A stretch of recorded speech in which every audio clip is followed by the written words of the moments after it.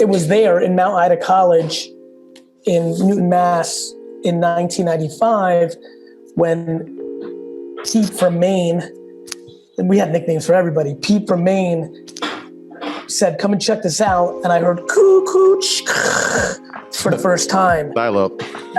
And I said, the fuck is this? And he's like, this is the World Wide Web. And I was like, I heard about that shit. And this is how, for the kids that are listening, this is how crazy the internet was in 94, 95.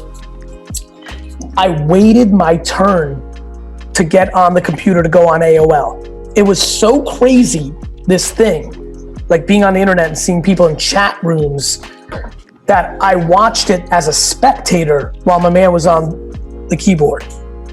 And I finally, like an hour later, sat down and clicked a couple buttons and found myself on a baseball card bulletin board in AOL.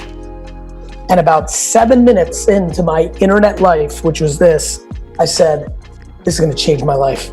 Straight up, just like that, like straight out of a fucking movie. And that started the conversation in my head, which led to 6 months later saying to my dad, we need a website for the liquor store. We didn't have a computer. My dad didn't take credit cards. Like, he was old school. Yeah, I was born in the Soviet Union. He's like cash only, doesn't trust people, like wouldn't take checks, doesn't believe in anybody, like, you know, like all that stuff. Like, and I got him there. I just completely knew the same, you know, it's funny. The one skill I really have is my intuition about things and people is heavy. Like, it's just really my biggest thing. So like literally looking at the internet or looking at the investments I made, Facebook, Twitter, Coinbase, or the fact that I bought Bitcoin in 2014 is no different than me thinking that Gunna or DaBaby were gonna be good, or that I thought Alvin Kamara was gonna be a good player when we started Vayner Sports, even though he was the backup running back at Tennessee. There's something in me that understands people and understands what people are gonna do. And that's been my whole life. Like, if I was an A&R guy, I would dominate. If I was a scientist, like looking at spiders for 20 years in the woods, I would figure it out. Like, that's my thing. And so that's what happened with the internet. That's how it started. And my mission in my 20s, came to this country with nothing. I was born in Russia, lived in a studio in Queens with like 8 family members. Like, I grew up rugged. Like, my mom was frugal and didn't have money. So I was like, if I wanted Nintendo, if I wanted stuff, I had to buy it as a kid. So I'd always fight for money and business. And my number one goal was to help my parents' liquor store business.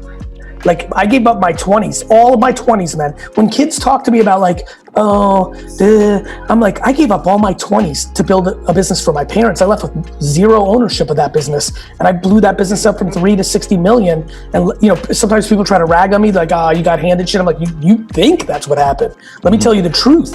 I took a business from 3 to 60 million, never got paid shit, because in the family business, you put it all back in the business. So it's one thing if you make money for somebody else in a corporation, but at least you get paid $1 million a year. I was getting paid 50, 60, 70,000 a year, building a big ass business. And at 34 years old, left and had to start my company in somebody else's conference room, VaynerMedia, in Buddy Media's conference room, because I didn't have the money to pay rent.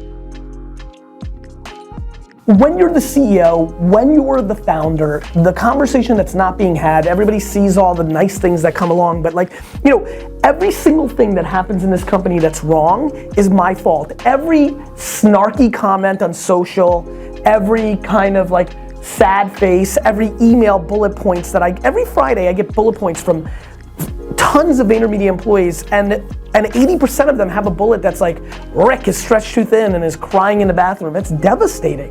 It's very tough to be at the top of something, even when it's going great. Vayner's going great. This is not even like, Wall Street collapsed and we lost a lot of clients and we have to have layoffs. Like, this is like, we're rolling and we're the best and we're crushing, and there's always things to worry about, because that there's no, it's India's fault. Everybody here at some level, all the way up, can still say, it's Gary's fault. I can't.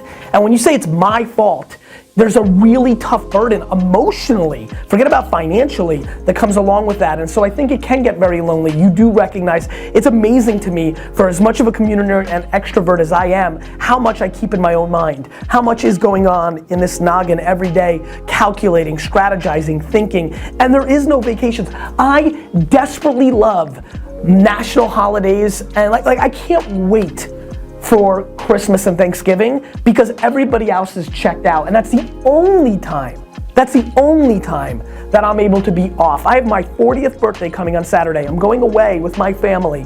This is an incredible moment in my life, and I will not be able to be 100% checked out because in those, in that Friday and that Monday, the world is moving. This world is moving. My responsibilities are moving, and I'm always one phone call away from a fire that I have to address. It is a very intense, lonely place to be at the tippy top. And so when you think about, I always think about like, is life fair, right? There's always things that happen, there's things that we can't control, but the notion of like, somebody getting compensated a lot of money for things that do I think somebody making $20 million a year to be an athlete or an actress? We never talk about actresses and actors, right? We love to zing on athletes, but like actors make, like the big ones make like $15 million to make a movie. But still, at the end of the day, it's because they command the market, people want to pay attention, and there's an enormous amount of pressure. As I've lived my life and started spending some time with A-list celebrities, their life is, it's intense. Like I really secretly think that I could be an A-list celebrity. That I literally could go on TV and be a breakout hit, like in a Mad Money kind of like, not like Jennifer Lawrence, I just don't have the looks, but in a Mad Money kind of like Regis, kind of like Andy Cohen way. But man, real celebrity status is intense. You just have nowhere to go, and so there's that, or an athlete where like the physical shape that you have to, 10 hours a day of putting in that time.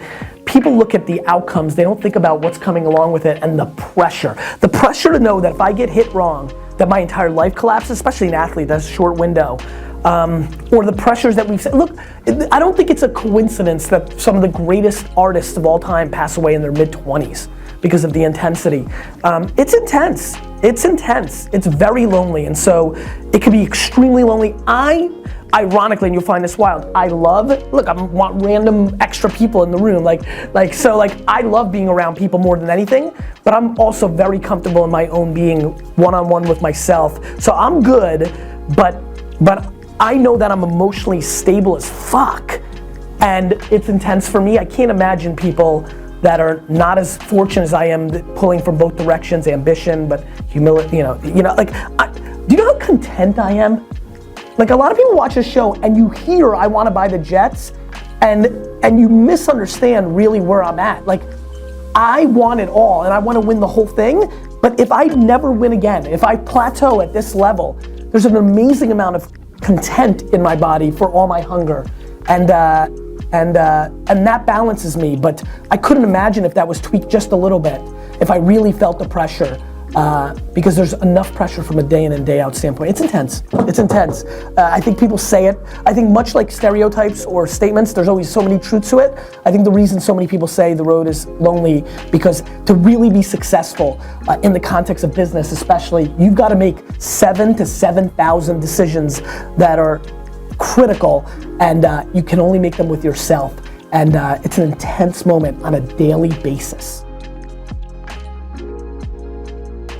So this is pre-social media. So what strategies are you using to build a company from 3 to 60, right? Because internet is just becoming a thing. Yep. Back then it was email and Google AdWords that really took me off, right? And banner ads. People used to click banner ads, kids. Yeah. I would buy a banner ad for $500 a month on a website like a winespectator.com, and people clicked that shit. Back then everyone was curious about everything. Like banners were like, oh, cool. It was kind of like cool. You're like, oh shit, takes me somewhere else. Like, again, I'm talking like it's 100 years ago. It's only 25 years ago, but it's like it's a lifetime ago. Yes, there was no cell phones. It was crazy. There was no laptops. You had to sit at a fucking desk to be on the internet. This feels like a scene in the Wreck-It Ralph movie where he's just pressing. But so banner ads being, a little early social called forums. Remember bulletin boards and messenger boards? Yeah. So I was part of those, all the wine boards. They're like, why do you know so much? Oh, I own, or my family owns, or my dad and I run this place called Wine Library. Check it out, winelibrary.com. 2 clicks, 5 clicks, like real like bricklaying, you know? And then I figured out email in 97. I was like, okay, this is gonna be big. And so I just started asking every customer that came into the liquor store, you got an email? And this, again, back to the old days, 25 years ago, people were like, yeah, I got an email. It's AOL@yahoo.com. Email. You know, like but it was crazy. Luckily, the store was in Jersey, where a lot of people worked in Wall Street, and the Wall Street cats had email pretty early. And so, you know, started getting that Wall Street clientele. And that really started changing our business. But catalogs, I did catalogs, direct mail, newspaper, full page ads in the New York Times and Wall Street Journal and Star Ledger in Jersey. Big shout out when I was, you know, when I made a couple bucks and was able to put them on. You know, it was all family immigrant businesses are. You don't take money out to buy shit. You put it back into business, back into business, back into business. So one of the reasons I never really amassed a lot of money during that time was my dad wasn't paying me or him any real money. Every dollar was back into advertising, back into more employees, back. And so we were feeding. One of the reasons I tell a lot of entrepreneurs now, like, feed your business.